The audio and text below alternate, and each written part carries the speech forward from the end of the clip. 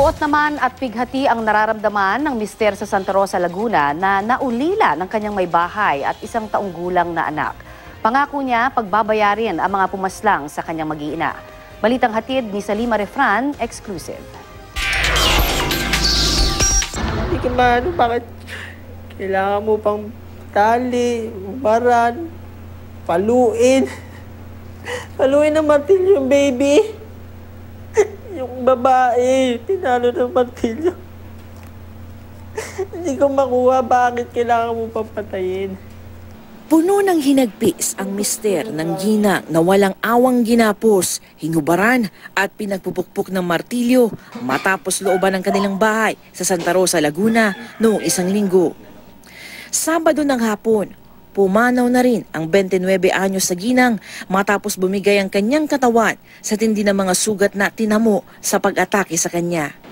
Nakaburol na ang ginang katabi ang kanyang isang taong gulang na anak na naunang nasawi dahil sa mga pukpuk din ng martilyo.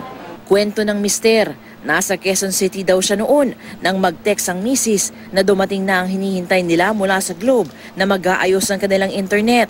At saka pinadala ang litrato ng ID ng isang David de la Cruz at hawak nitong job order. Nagtaka na lamang daw siya nang hindi na ito mag-reply. Sobrang tas biglang text ng biyenan ko, uwi ka agad. Sobrang kaba ko. Parang galing SLEX, gusto ko nang tumakbo, tumalon. Parang mauna. Sabi ko, anong nangyari? Hindi masabi nung biyenan ko.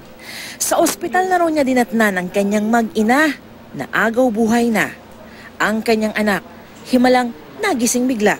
Nakikita ko po yung anak ko Dumilat siya. Gumalaw siya. Parang normal na baby na nagising na parang gusto maglaro. Tuwan-tuwa na kami. Ganda ng dilat niya Pumikit lang ako. Ilang minuto. Biglang bumagsak yung anak ko. 6:30. Hindi man lang naabot yung 7 o'clock. Napapa-operahan naman sana. Ang sakit. Kaya simula ng araw na yun, parang ayoko nang pumikit. Napapaisip at nagsisisi ang mister. Sana hindi na lang daw siya pumasok nung araw na yun. Yung naipagtanggol ko man lang sila, kahit mamatay kaming tatlo, hanggang sa huli, naipagtanggol ko man lang sila, hindi yung sobrang kawawa na nagumingi sila ng tulong, nagmamakaawa siguro yung asawa ko na huwag idamay yung anak namin. Nandun sana ako para nakalaban lang man lang kami kahit kasama na ako napatay.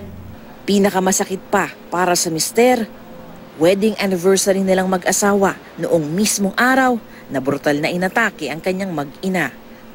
Nag-uumapaw na galit lamang ang mayroon ng mister para sa mga sospek. Sana maramdaman mo rin to. Sana araw-araw mo maramdaman to.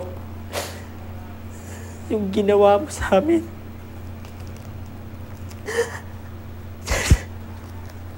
Sana maramdaman mo rin.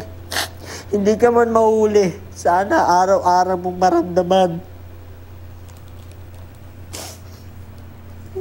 Kung gaano kasakit yung mawalan ng minamahal sa buhay.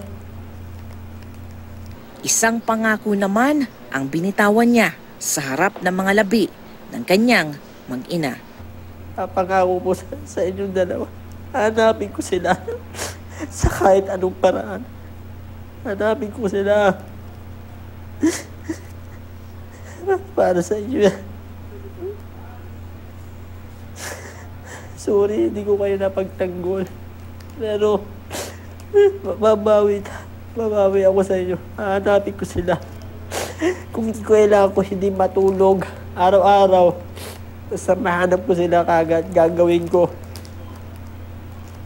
Mahal ko kayo.